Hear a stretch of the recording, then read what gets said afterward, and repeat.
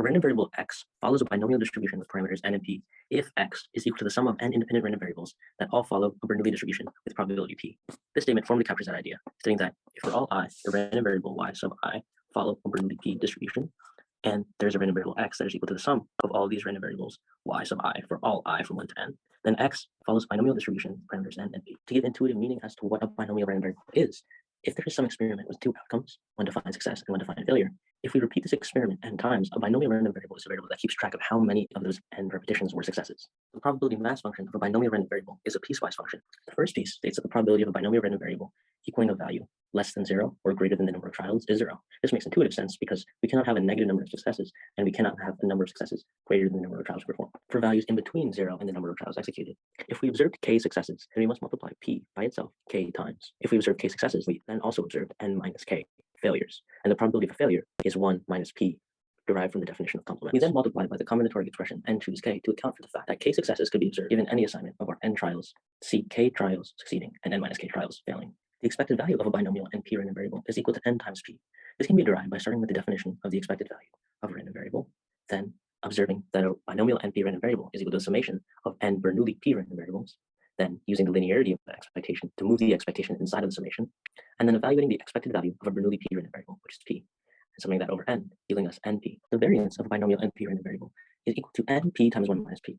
We can derive this by starting with the definition of variance. We notice that this term is what we just computed as the expected value of a binomial NP random variable. We break up this term into the product of two summations, then reformulate it as the sum of all addends in the first summation distributed over the second summation.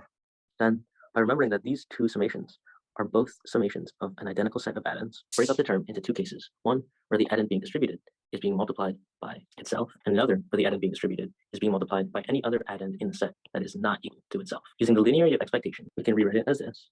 Then we can rewrite our second term as this by distributing the outside indicator variable and moving it into the inside summation, leaving us with a double summation.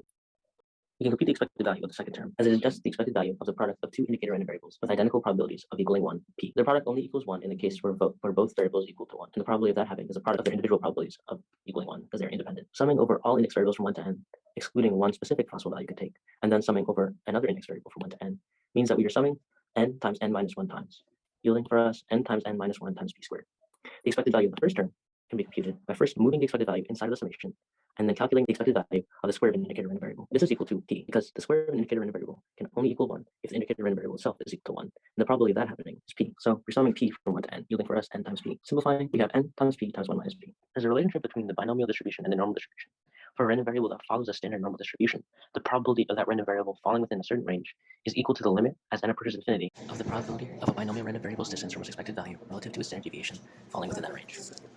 This equality is actually a special case of the central limit theorem, which states that if there's an infinite collection of random variables that follow identical probability distributions, the distance of their sum from their mean relative to their standard deviation follows a normal distribution. In this case, because we are taking the limit as n approaches infinity, and x is a binomial random variable, which is a collection of Bernoulli random variables, so a collection of random variables that all follow the same identical probability distribution, and then we're taking the distance of that random variable from its mean relative to its standard deviation, then it is valid for us to apply the central limit theorem. If a random variable y follows a Poisson distribution with mean lambda, it can be approximated by a random variable that follows a binomial NP distribution, where n is very large. If n is very large, then p is very small, but np is fixed and known.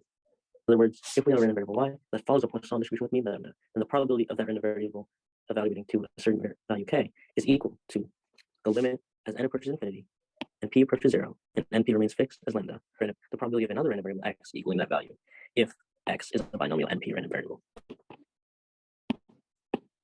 We can derive this by starting with the probability mass function of a binomial NP random variable, then expanding n choose k.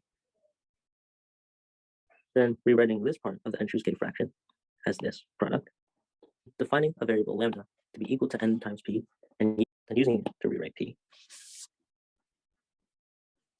Next, we swap the denominators of these two fractions that are being multiplied. And if we notice that the numerator of this product is a product of k terms, then we can distribute this n to the k over all the products of the larger product, yielding a product of k fractions, where for each product, the numerator is n minus 1, and the denominator is 1 of the n's from n to the k. Next, we can break up this term. By its exponent. Taking the limit as n approaches infinity, and p approaches 0, and np remains fixed as lambda. As n approaches infinity, the first term approaches 1. The second term remains unchanged, yielding us lambda to the k divided by k factorial times e to the negative lambda. which is the probability mass function of a Poisson random variable with mean lambda.